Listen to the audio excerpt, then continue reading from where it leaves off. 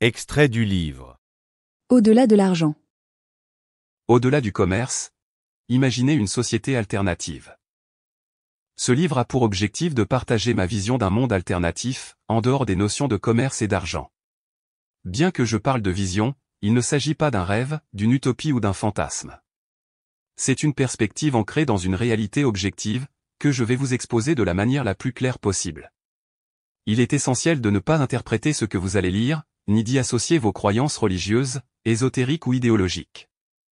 Je suis conscient que la vision que je vais développer risque de susciter des mécanismes de rejet chez certains, car elle est en effet très difficile à accepter et remet en question de nombreuses idées reçues, notamment celles liées au commerce et à la monnaie, comme je l'ai mentionné précédemment.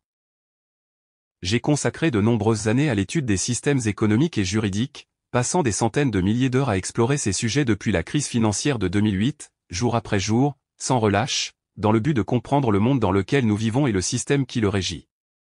J'ai bien sûr découvert que de nombreuses idées étaient erronées, notamment que ce que l'on appelle l'argent, est en réalité une dette circulante, et un moyen d'extraire l'énergie des individus, pour alimenter une minorité qui contrôle ce système. J'ai également réalisé que le système juridique fonctionne en parallèle avec le système bancaire, les deux étant des concepts intriqués qui se soutiennent mutuellement.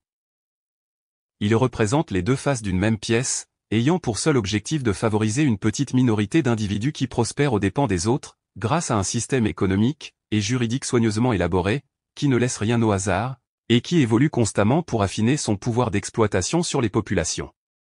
J'ai écrit des ouvrages qui expliquent en détail tous les mécanismes de ce système et qui proposent des pistes pour pouvoir s'émanciper et trouver des solutions. CF, 200 000 milliards, et la fraude du non légal au service des banksters.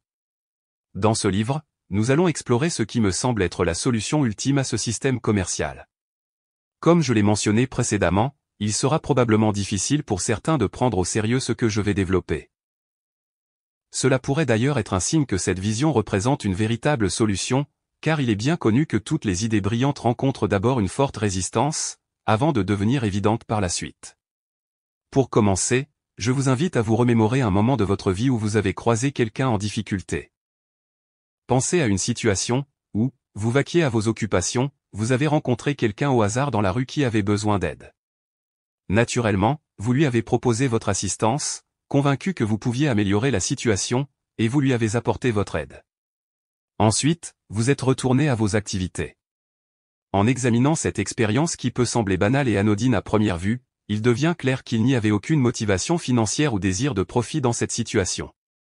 Vous avez simplement offert votre aide de manière spontanée, bénévole et sans obligation. Vous n'attendiez pas nécessairement de recevoir quelque chose en retour. En vous plongeant davantage dans vos souvenirs, vous réaliserez probablement que ce type de situation s'est déjà produit à de nombreuses reprises, et qu'il y a eu des moments où c'était vous qui aviez besoin d'aide.